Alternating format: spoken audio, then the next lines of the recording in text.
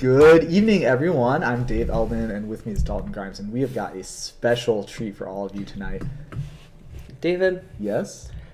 If every episode is a special treat, Yeah? then are any of them special treats? Yeah, they could be watching like some kind of stupid, like the game's done quick or something, like instead. They don't have any special treats. Ouch. Shots fired. We're more special than most Twitch broadcasts. Let's put it that way. Yeah, we're so special we can only show up every other week. We give you special treats every time we show up and start talking. So Yeah. who else can say that? And if you want to give us a special treat, you can find us on YouTube. Did you ever notice that the Get Bits logo looks a lot like the Zendikar expansion symbol but turned upside down? It's a conspiracy. Yeah, maybe it's because it's a priceless treasure. Like each bit is worth I think 1 cent. I don't follow Twitch enough. Each bit to the streamer is 1 cent, Yeah. but it's like It costs like $1 and 1.2 some cents. to buy $1's worth. Yes. So we have been kind of rambling on a little bit Cool. more than we might. You know where else you might hear people ramble on a bit more than they might? The Pro Tour? No. Well, depends on if you watch the coverage. See, I was thinking FNM. Okay, FNM is a good one. The settings icon is half of an Urza Saga. Oh, that's good. Oh no. Right. DJ. Now I'm never going to be able to unsee that. Okay, so some crazy conversations you might overhear at FNM. Now, David, why would I be at FNM? I'm a judge. Yeah, I can't. Do we get to play Magic? No, of course not. Why No. would I play Magic and Dalton, judge? you weren't judging back in the day The when that day. was actually how it worked. Did you know there was literally a time when if you were judging an FNM, you couldn't play in it?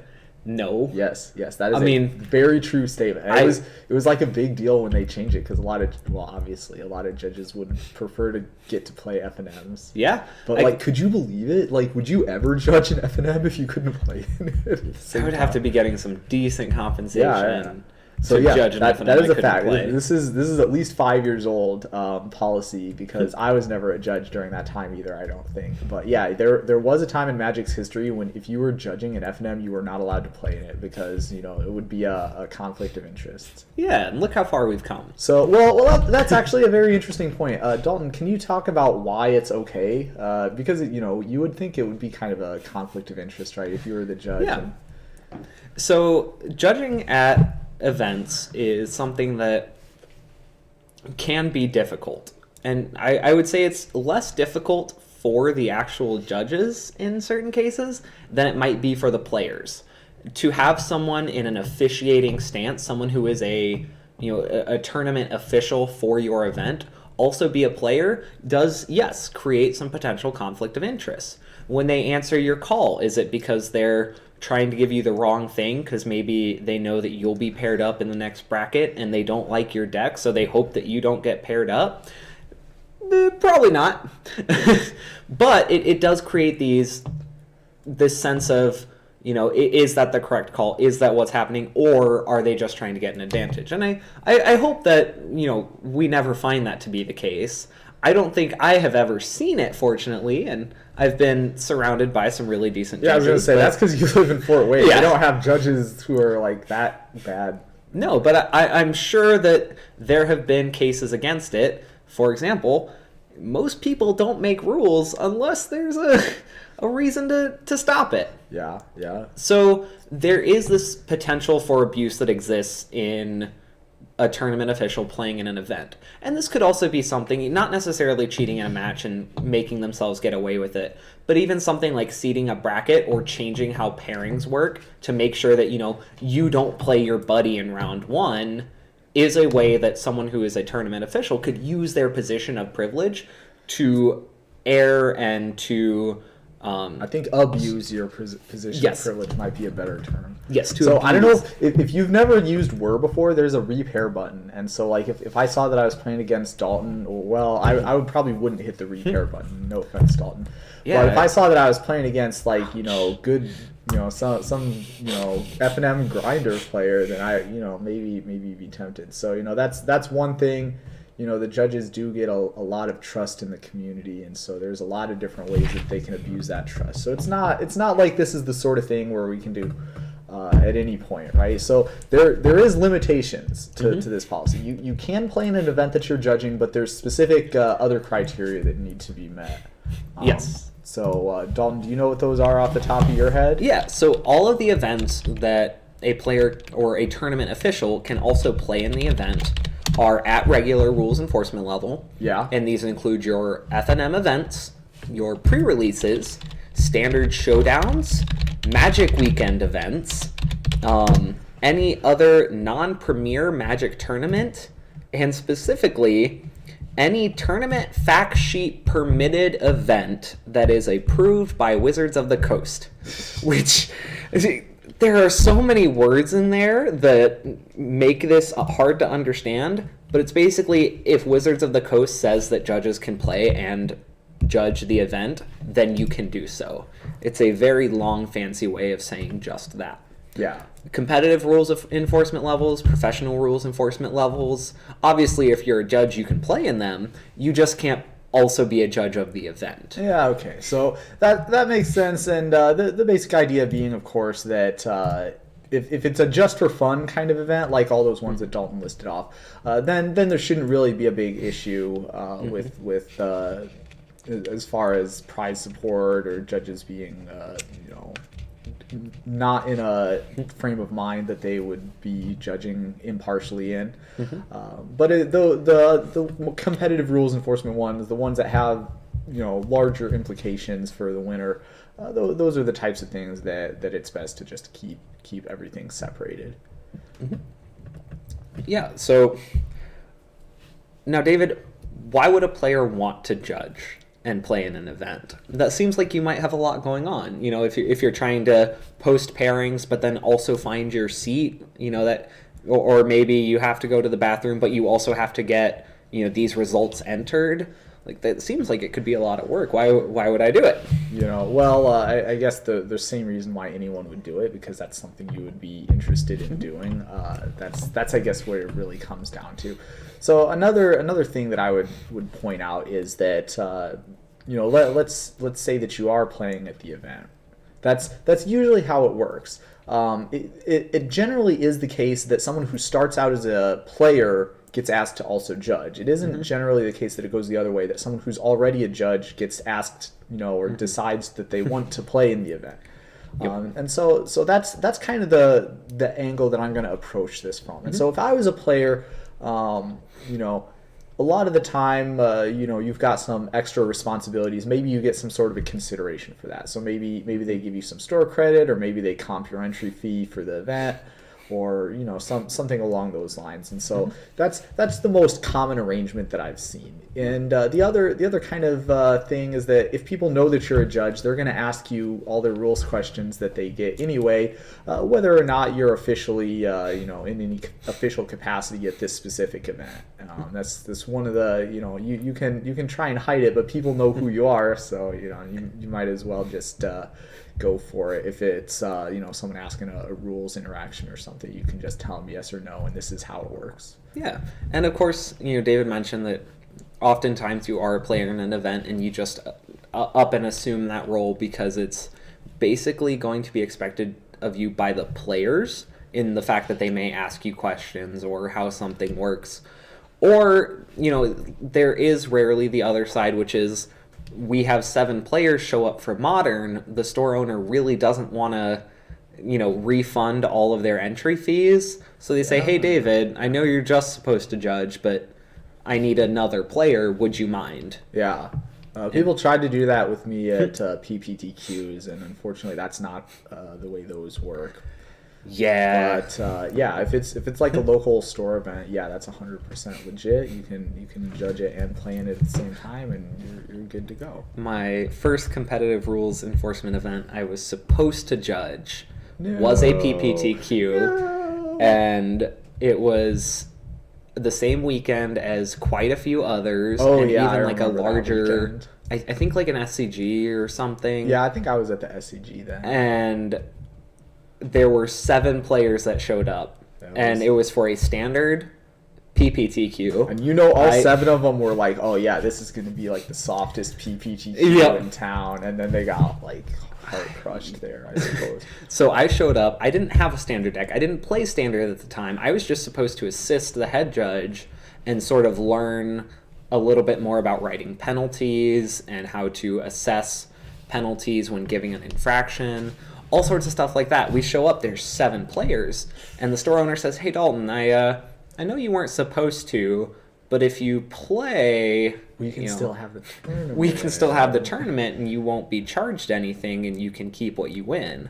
And I said, "Cool. I don't have a deck." Anybody have any Nexus of Fates I can borrow? So this was, oh gosh, this was when this was before 19. Of course, at 19. Yeah, it would have been some time ago. And so I ended up having to not judge the event. The only shirt I brought was my Black Judge shirt.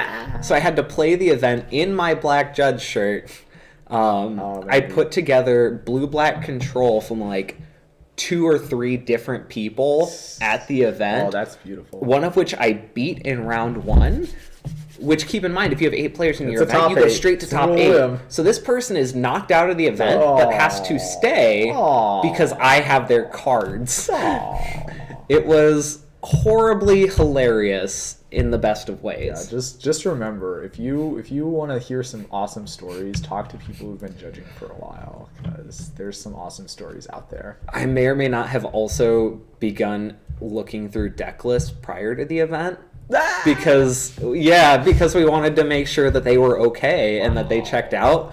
So it was not a good setup. I was not proud. So let's see what other kind of events can you play and judge? Any other interests? F&M is the only real one. Pre-release, I guess I've done some of those.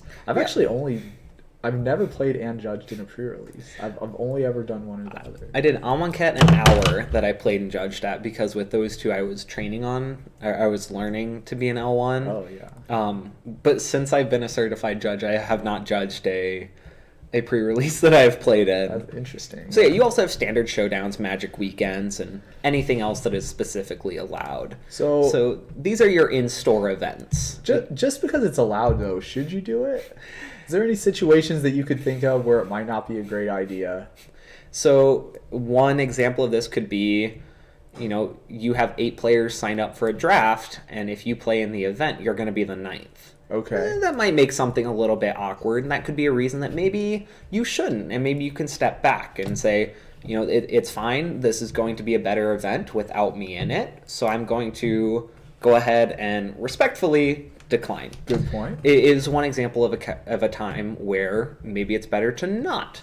This could also be a pre-release event where the prize for it is 2 boxes of product.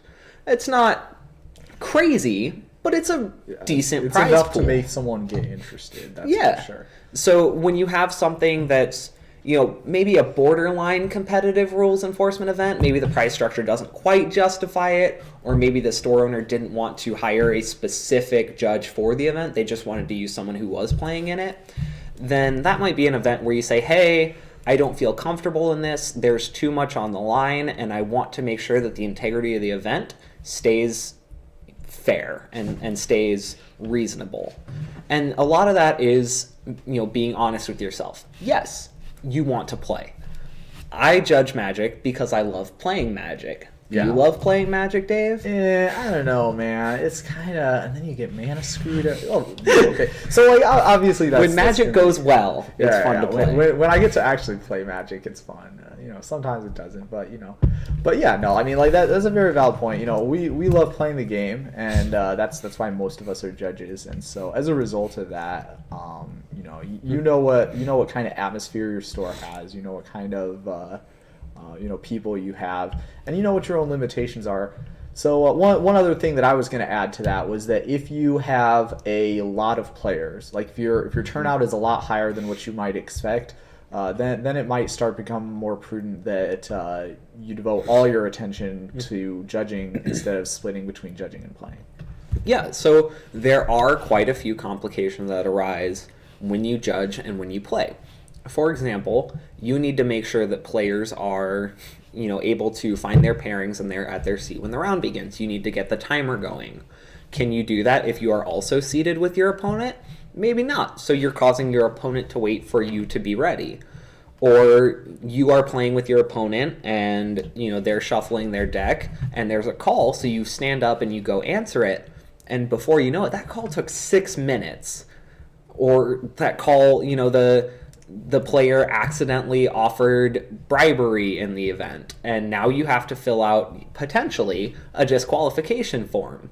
Well, you had an opponent who was sitting over there who is now just waiting, and, obviously there's certain etiquette that we'll get to involved, but that doesn't leave a great experience on that other player. Yeah, and absolutely. So, can you think of any other complications that might arise from playing and judging? Well, the biggest and most obvious one is, like, let's say that there's a call that is in your match, like your opponent wants to know how something works, like, can they ask you? Like, I mean, they could, but I am actually even if he trusts me to give the right answer, which he hopefully should, because judges should have some reputation for integrity in their store. But, like, even if that's the case, he's like showing me cards in his hand potentially. He's telling me about plays that he's planning on making potentially, and so those would be examples of me getting information that wouldn't be normally accessible to me if I was just playing in the event against him. Yeah, and sure, you may be the nicest person out there, and you may have absolutely no intention of playing based on the information they give you. Yeah, but you still know it. But it's not still like you there. can unknow it.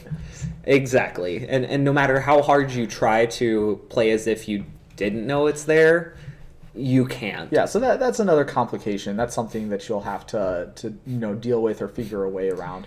And there's also the potential for, oh, whoops, I just committed an error. Yeah. Like, yeah. What do I do? Do I just say, hey, this is how I would fix it? I accidentally drew this extra card. Please take one from my hand and put it on top. Yep. Like, that's what you would do as a judge on another game. But because it's your own, your opponent may say, hey, well, why does that card go on the top of your library? Why isn't it shuffled in? Yeah. As judges, we know that the idea is that we're going to put your game state as close to what it was beforehand, and you knowing the top card of your library that you should have been able to access the next time you draw is less harmful than shuffling it away and changing that card in the eyes of the jar document. And that definitely dovetails into one other one that I had, which is that, like, let's say I give a ruling and the person disagrees with it. What would you do in that case? Yeah, I've definitely. It's kind of funny, right? Like, so I obviously in the judge program I have this like reputation for being relatively well versed in the rules and policies. So the people who play with me at my store generally they're familiar with that reputation, and so when I say what the answer is, there generally isn't any pushback. But every now and then you get like someone at the store, and they don't know who I am. They've never maybe they're from out of town. Maybe they don't play every week, so they don't see me there every week.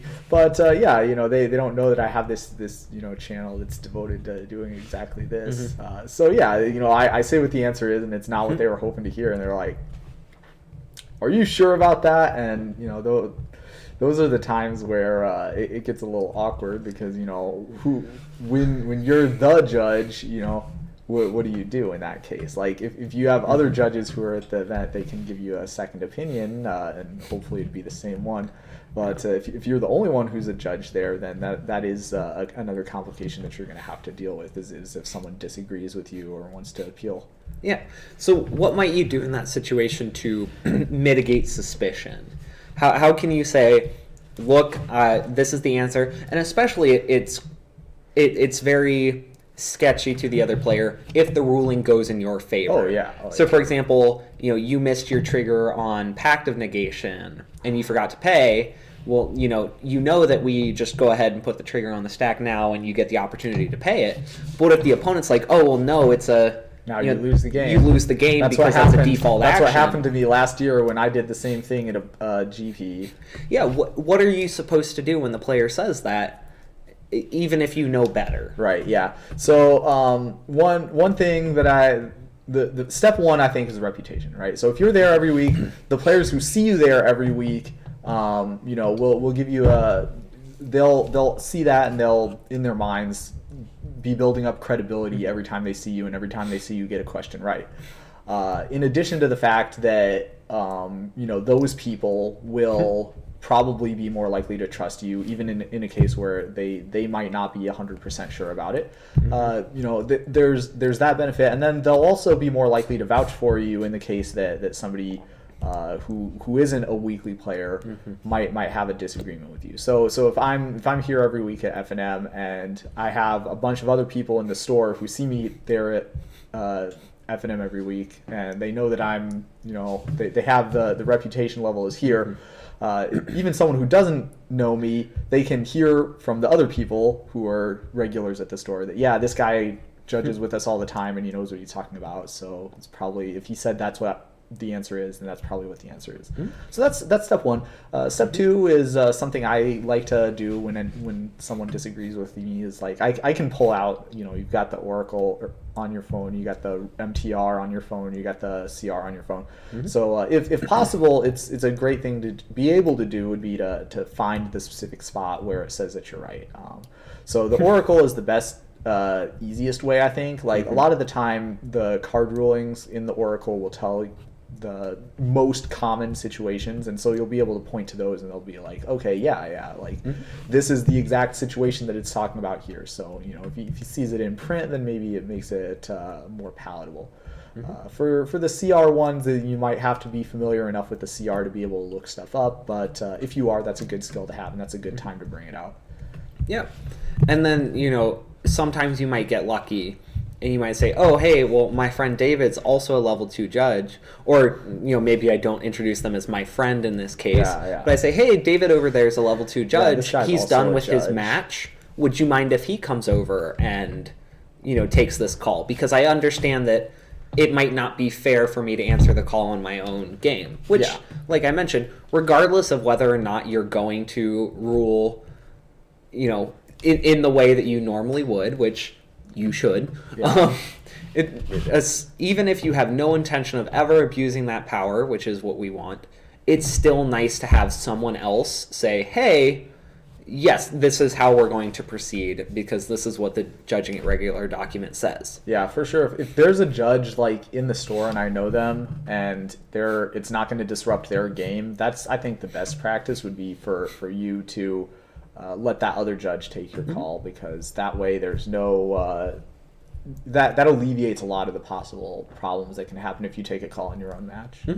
Yeah, and definitely one of the things I always try to do is say, hey, this is covered in the Oracle text for I don't know, whatever card it is. Whatever card it is. This is covered in the Oracle text for Spellskite. Let me go ahead and pull it up, and I can show you why, if you try to target my illegal spell with it, you can still do it, but don't do that. No, Spellskite's a bad example because that's really feel bad, but it exists. Yeah, I would say probably a better example would be maybe if I wanted to, if I played Vines of Astwood on my creature and you changed the target to your Spellskite, and then I wanted to play another pump spell on my creature, and you wanted to change the target of that to Spellskite, that'd be a good one, because that's kind of counterintuitive interaction, and I think that one is actually in there under Spellskite's thing for the Oracle text. Yeah. So you can look up a lot of stuff, and even if you can't find it, you can probably use some of your judge resources or judge connections to find somebody else who knows the answer or can get to the answer. And I know that a few of my stores I would feel comfortable saying, hey, tournament organizer, hey, store owner, would you mind going to Gatherer and looking this up? Or I could tell them an appropriate place to find it if for whatever reason my opponent might not trust my cell phone's app. Sure, it's another hoop to jump through, but it's nice to have someone that is there and could do it. Yeah, and you got customer service to consider too. Yeah, exactly. So there's a couple of issues that might come up in a game that I brought up earlier. What if you have to take a call in the middle of your match? What should you do? What etiquette exists for you to excuse yourself from the table to go assist those other players? Yeah. So the first thing you do is you want to like make it clear like why you're getting up to your opponent. So you know, be like, oh, okay, I you know, there's this judge call here. I got to go talk to these guys. So making sure that they understand why you're getting up in the middle of your match to go do something else. That's like step one. So step two, I would say, is probably you know, however long your conversation usually is, or however much your explanation usually is, you can try and like condense that as much as you can. You know, out of respect for the fact that there is other people waiting for you. So that'd be like step two for me. And step three, you know, you give people a time extension when you interrupt their match to do a judge call of some sort. Then you know, I feel like it's also fair that you would give yourself a time extension of you know, the same amount in order to compensate for the time you took away from your own match. Yeah, so what would you say if it's like a crazy round and I answered 10 different judge calls that each took 3 minutes? Yeah, I mean, Should I put a 30-minute extension on my match? probably not. You probably should just scoop at that point. Yeah, I know a lot of judges will concede to their opponent. They'll say, hey, you know, I apologize that we didn't get to play as much Magic as we might have hoped to. You got this one. And, you know, maybe clean up the wording there, or, you know, say it a little bit differently, but be mindful and respectful of the fact that your opponent wanted to play Magic and they might not have gotten the experience they wanted. So if you're put off by that, I don't think it's ever happened to me. Dawn, have you ever like? I have not experienced that. I have conceded. I think 2 once, is the but... most number of judge calls I've ever gotten in one round of an FNM. So yeah, it's not like that is something I would expect to have to know to use, but you know, I guess if that comes up, then it might be more prevalent as something like a pre-release where maybe people are using newer cards and maybe there's a weird mechanic, or maybe people keep surveilling cards to the bottom of their library, or there's some weird card that's a common that like people get wrong a lot. Which one? I mean like that can happen. That's a possibility. Sure. So if that's the case, I also try to cover in my opening announcements. I'll say, hey, I'm your head judge for the event. If you ever need me, feel free to raise your hand, call for a judge. I'll excuse myself from my match and come answer the call.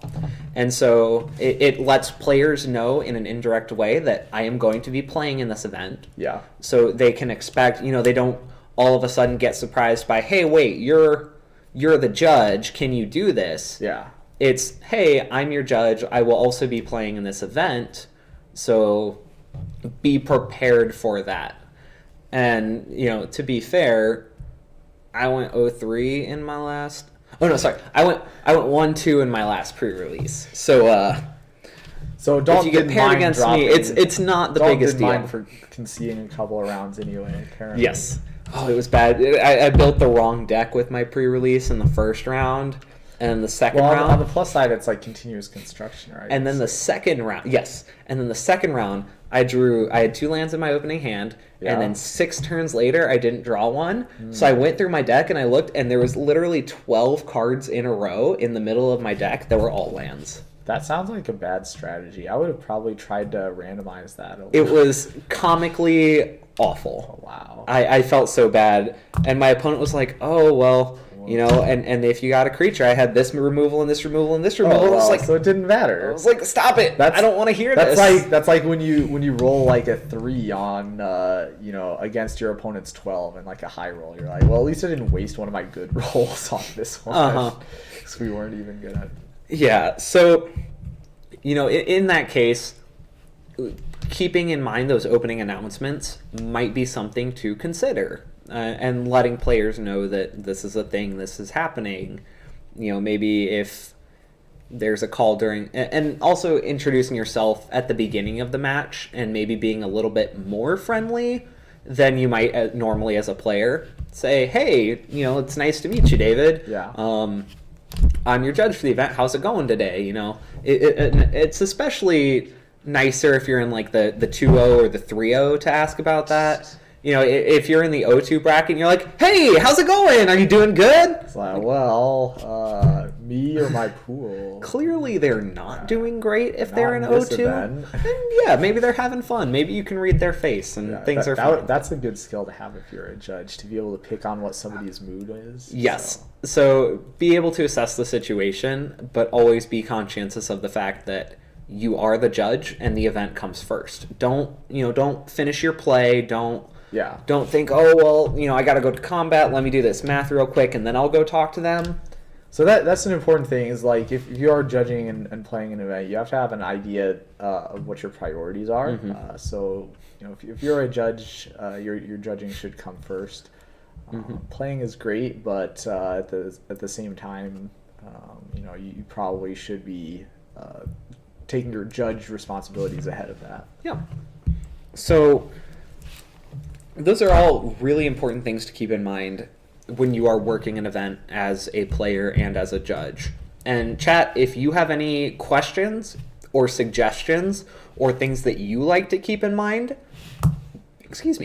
as you play and judge, we would love to hear them absolutely. so that we can talk about it. We definitely would love to help pass your wisdom along or answer any questions that you might have about this. Yes, because honestly, the only experiences that I have judging and playing at FNM are my own. Whoa, unbelievable. Yeah, I also have some experiences with that. They're my own too. Yeah.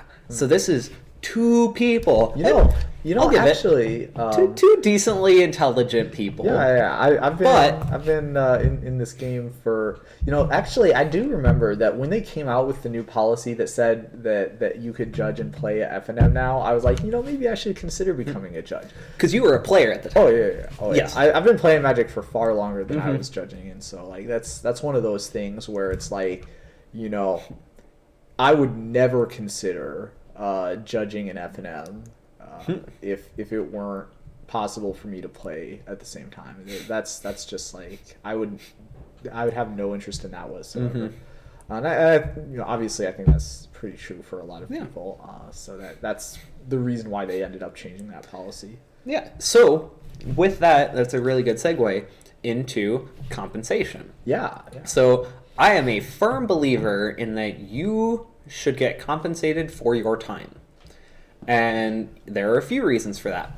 Number one, it's good for you. I'm significantly happier with an event if I am walking away making money from it, or if I'm walking away with 3 extra packs of cards because that's what they wanted to give me, or if I got to have fun doing a draft because that's what the store wanted to comp me. Yeah. I'm significantly happier leaving an event than if I had to pay $10 to get in and then also had to answer calls during my matches. Yeah.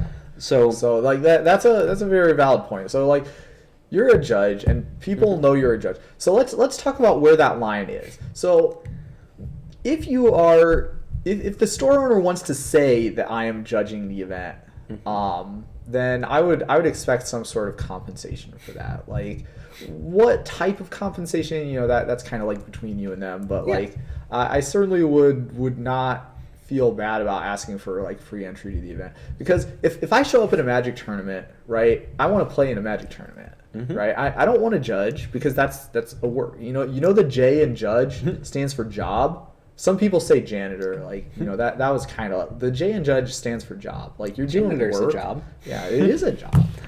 And so like if they expect me to be doing stuff that other people aren't doing, then I expect there to be some sort of a reason for me to be doing that stuff that maybe doesn't apply to everybody else, right? So that seems fair to me. If you show up and you don't have any official negotiated compensation, I would not say that I'm a judge, and I would not like tell people that I was a judge. No, I mean like I'm not a judge. If I'm not acting as a judge at the event, then there's no reason for me to represent that that I belong to the judge program, because then people are going to think, oh well, this guy here's a judge, maybe he'll help me out when I have like a ruling or something. And in those cases, that's like I said earlier, it's probably going to happen. If you go to the store enough, people are going to know that you're a judge, whether you tell them or not, right? So like that's kind of how it works. In those cases, if someone like has a question, I'll answer it, of course. because if you are a judge and people ask you a question and you're like, not now, I'm playing Magic, go away. Like, you know, that's not a great you know, look for being a judge. You know, it would be better if judges, if the mental image people had of judges was not of a person doing that. You have to understand, of course, that at an FNM, like, it's very really possible that you are the only person in the judge program that person is familiar with.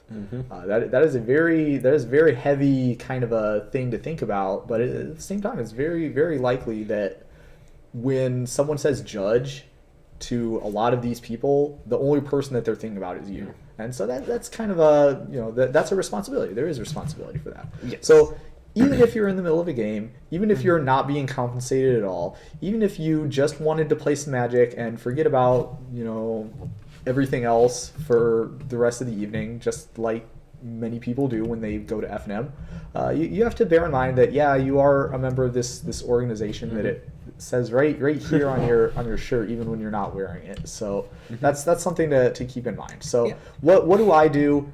I do not have any like special treatment, and I do not expect any special treatment for being a judge, and I also do not answer calls if I can help it. But if there's nobody else to answer calls, and someone is like asking how something works, I'll definitely pitch in, because, you know, it doesn't take very long to just say that, like, yeah, you can target your you know, no, the enchantment doesn't go away after the creature gains hexproof on your opponent's turn. Yeah, and there are certain, I have two general rules that I will try to follow.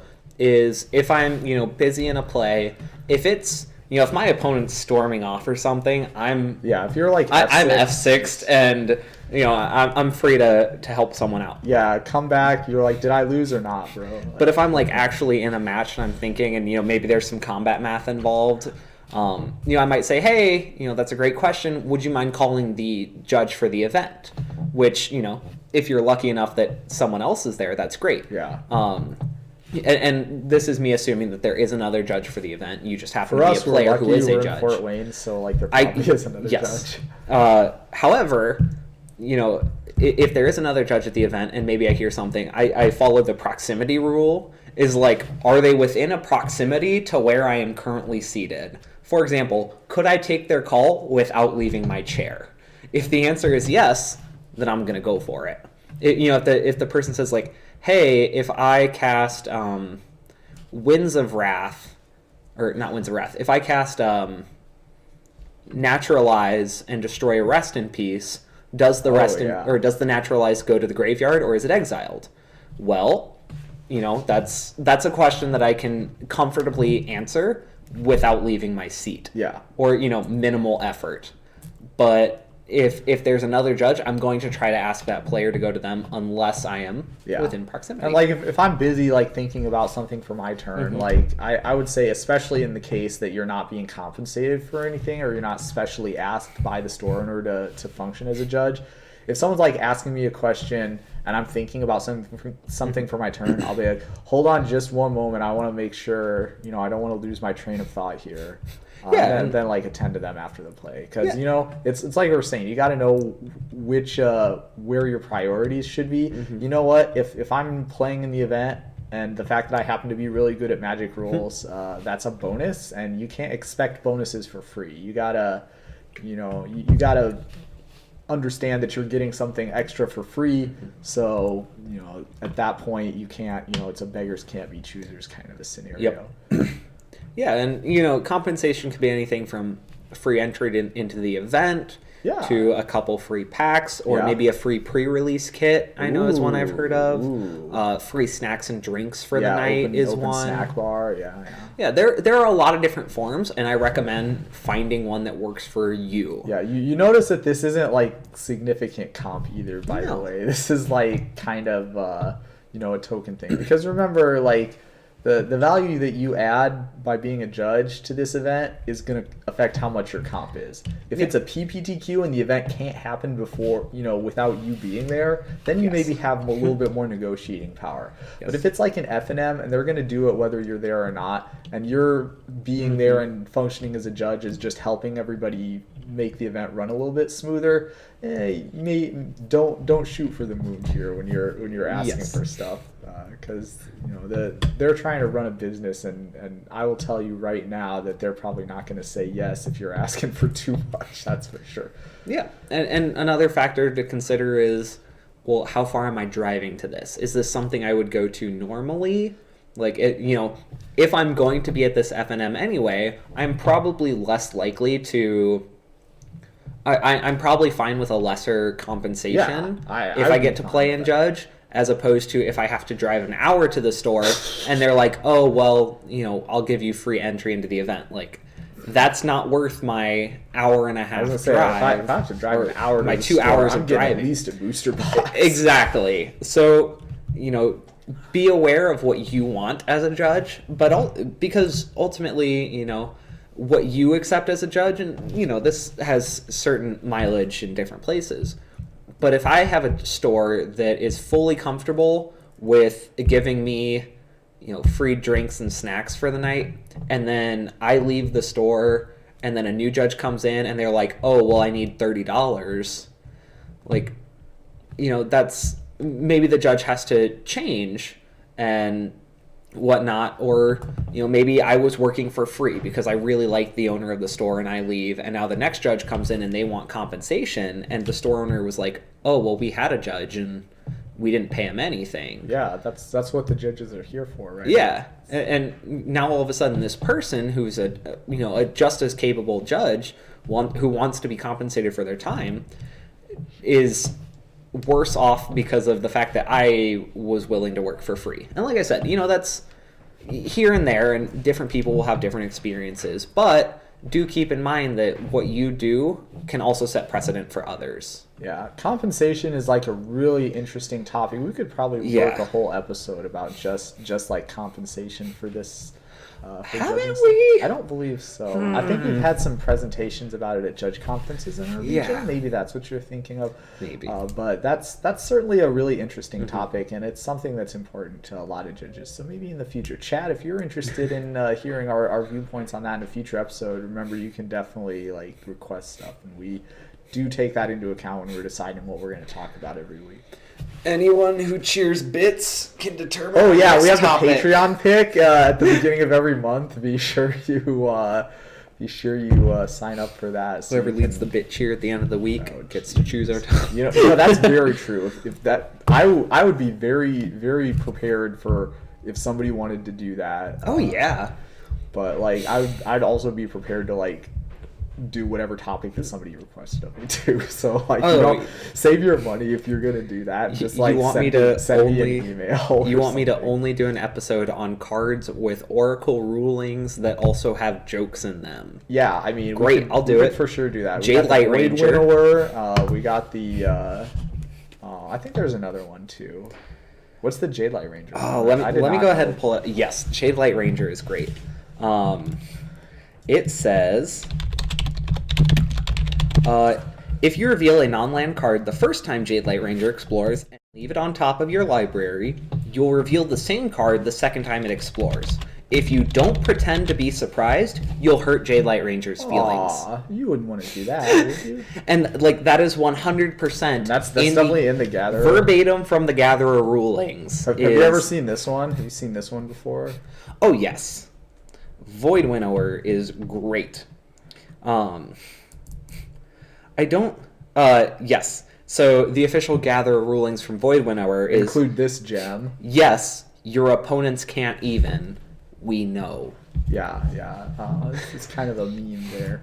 So yeah, that would be a tough one to stretch. I could actually do some research. I bet there's a few more in there. I could reach out to some of my contacts. I bet we could find a few more. I was trying for a time to just take pictures and note them whenever I found one. Oh yeah. I think there's a good one with riot stacking. About something getting angrier. No, it was under this one.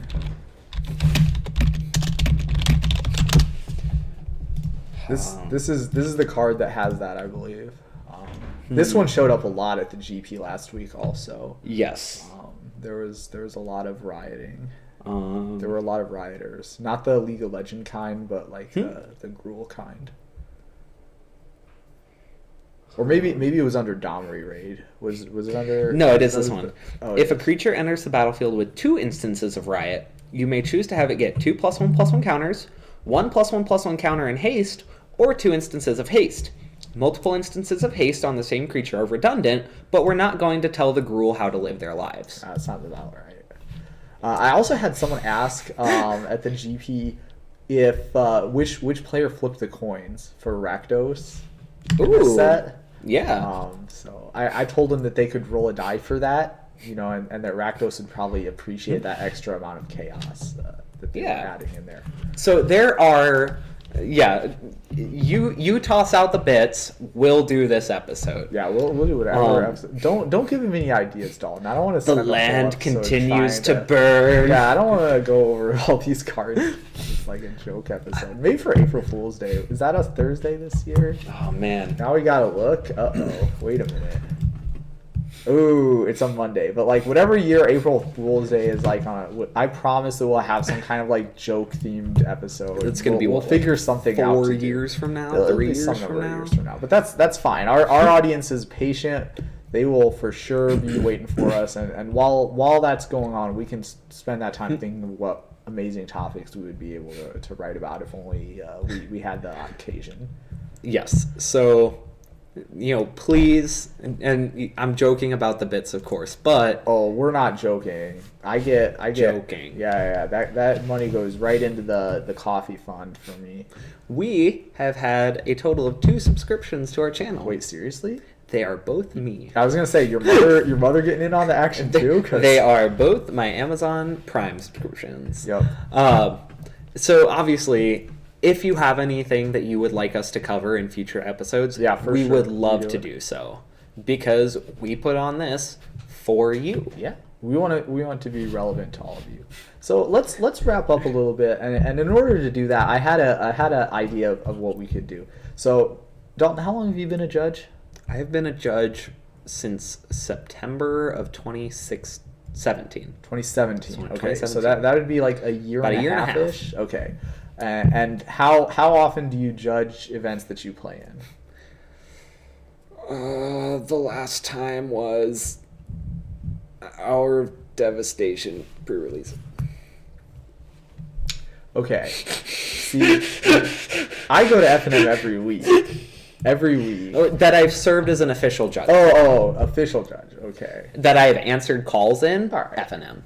Yeah. 3 weeks ago. Yeah, F&M last week. Okay. I was going to say, there's no way that's that, like, long ago, Dalton. That's not even real. Okay, I am a best story. judge. Best story from that time frame. Go. I'm also a Comprel judge, but I love playing F&M. I had a horrible draft pile of junk. My pool had 2 Apocalypse Demons in it. One of them was my promo card, and then the other was a rare that I opened in my pack. So yes, please pull up Apocalypse Demon. Let's show Probably them how not bad it breeding is. pool, right? Like, Yeah, that's power and toughness are each equal to the number of cards in your graveyard. At the beginning of your upkeep, tap it unless you sacrifice another creature. Oh, see, there you go. The only problem is I had no creatures in black, so I had to go to another color. And I opened a Mythic Planeswalker, and I was super excited. But that Mythic Planeswalker was Samet the Tested. So we'll pull that one up. Spoiler alert, none of the colors on this card is oh yeah. I did not open Scrap Trawler at my Hour of Devastation pre-release. I opened Samet the Tested.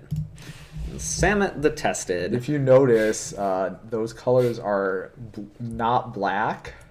Those colors are not black. Up to 1 target creature gains double strike until That end could of turn. be pretty relevant. But with that the implies you demon have thing. creatures. And so in red-green, I didn't really have the cards to just put stuff in my graveyard. Oh. And my only bombs were in black.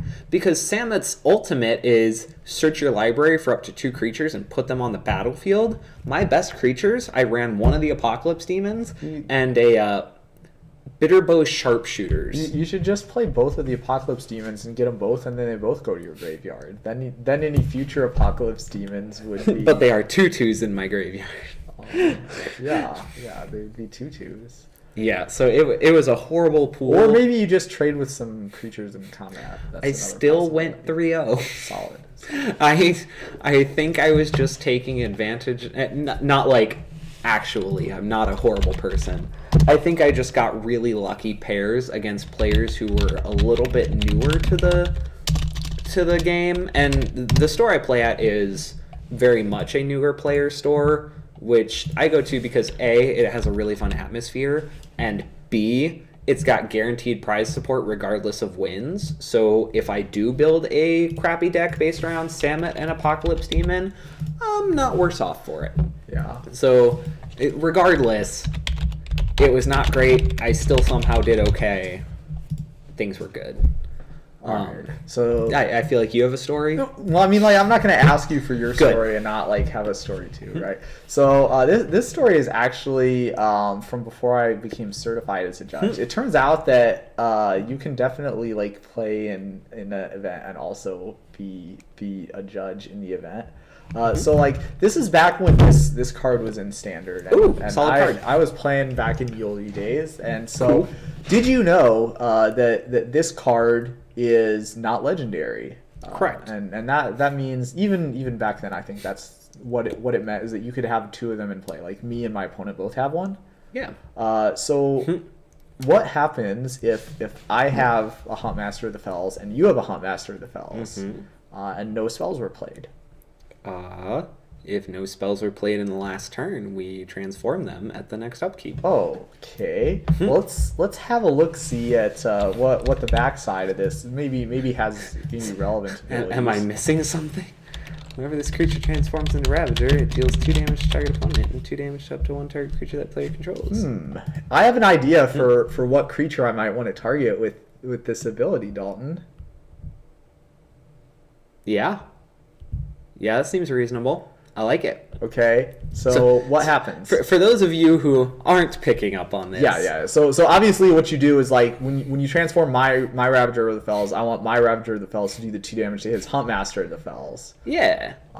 So, we app nap. Yeah. Okay. So whose turn was it? So I passed turn without playing any spells. Great. So we're gonna go to the next upkeep. Yep. Active players will trigger, which is your opponent. We'll say it's me in this case. Yeah. Dalton's Mine will trigger. Huntmaster will trigger. And then yours will trigger. Yeah, same. And then yours resolves. Yep. And then it transforms into Huntmaster. Sure. Or into Ravager. And then Ravager triggers. Yeah. And it has its targets. So I'm going to target your Huntmaster of the Fells with my Ravager of the Fells' ability. Great. And we resolve it. Yeah. And so then when Dalton's Huntmaster of the Fells pathetically attempts to flip, it will not be able to because it's in the graveyard. It's been felled. And at that point, I will have a 4/4, and Dalton will have lost 2 life, but Dalton won't get anything. So sorry for that one. So I knew that was how it worked. The people at the store were rightfully skeptical when I told them that, like, by making my play, I got everything, and they got completely out of luck there. And so this is the sort of thing that it's important to have judges for, is because when situations like this come up, it's important for somebody at the store to know what the right answer is, or at least have access to the tools that are required for them to be able to figure out what the right answer is. And so I was, somebody tried to tell me that it wasn't like that, and I told them that they were incorrect. And this is before some of the diplomacy skills that I acquired as a judge. So I might have maybe said that in a little bit more forceful and direct way, but the answer is that it's great for you, not for them. Yeah, it's good for the person who passed turn on their turn and didn't play any spells. That's like the short version. So I also had an instant in my hand in case they like had something So I'd be able to like play an instant on their turn so that it would still come back to me. Now, I do have a question before we go. Yeah. So what happens if you're, a level 2 judge at an event and you're playing, you're not being comped as a judge. Sure. Your opponent calls for a judge. Okay. And a judge comes over, maybe they're a little bit newer, or they might not even be an actual judge, they might be might not be a certified judge, they're just the person at the store. Okay. And they make a ruling and it's not right. Okay. How are we proceeding? Depends. So we'll say that they handled a mistrigger incorrectly and they want to put it on the stack 6 turns later. Okay. Something absurd. So I'm gonna be on the practical side. Whether I intervene or not kind of depends on how long it would take for me to explain why I disagree with their call, and also with it would also depend on how wrong their call was. If it's like a little bit of a nitpicky thing, or if it's one of those like, my judgment is that it would have been better to handle it this way, but the policy, doesn't give a really clear guidance for how we should handle this sort of stuff, and you handled it this other way. If it's of that type, if it's something that's a small error, I'm not going to say anything at that time, and maybe afterwards I'll like talk to him about it and explain. But if it's like a significant game altering thing, I would ask to talk to him away from the table, and I would explain it there, because that's one good thing about judges is that we're when we're here, then the right answer happens. And so generally speaking, you want to like save the players from an other judge kind of situation. Other judge, we always telling players the wrong things, and always leaving up a mess for the current judge to take place. So that's kind of my guidance. Would be if it's a small error, let it slide and then maybe talk to him afterwards. If it's a significant error, pull him aside at the table and be like, have a conversation with him. And above all, remember that you're playing a game too, so you want to try and keep things brief if possible. Yeah, definitely. I appreciate that you said, take them away from the table. Don't make a scene in front of the other player. Don't say, oh, well, you're wrong and this is why, because then that's making you other judge. That makes you other judge, but it also hurts the integrity of the event. Is if all 8 players now don't believe the head judge of the event because of you making a scene, that doesn't leave a good image, nor does it, bode well on your reputation as a judge. Yeah. And so being able to talk away from the table, your opponent doesn't necessarily know what's happening. They don't know that David's over here owning this new guy on the rules and telling him why he's dumb and wrong and stupid. Not that he'd be that mean. Diplomatically telling him he's dumb and wrong and stupid. But because that opponent doesn't know what's happening here, maybe David's just providing an important detail that he didn't want to say in front of his opponent. Or maybe David is adding something that, maybe might have been missed in the judge's initial questioning. And David can say, well, actually, I believe that we shouldn't put this mistrigger on the stack now because it's been this long, and according to the Judging It Regular document, if it's been more than a turn cycle and or if it would cause disruptive, impact to the game, we don't do it. So, Judge, that is why I would, rule it differently. And ultimately, the other person is the head judge of the event. And as such, what they rule will be final. Yeah. Doesn't matter that, maybe I outrank them in this case because this is their event. So if that's the case, don't fester on it. Don't stew. Definitely have a word with that person afterwards and talk to them about it and maybe say, hey, that call wasn't correct. Here's my Judging for the Win video on YouTube to explain why you're wrong. If you want to spend an hour learning, just don't make a scene, please. Yeah, don't make a scene is a good general advice for judges, I think. So yeah. So that, I believe, wraps up everything we have on judging and playing at events. Yeah, anybody in the chat, if you have any final closing thoughts, we'd love to hear them. But other than that, this has been Dave Eldon and Dalton Grimes, and we are signing out. Have a good evening, everybody.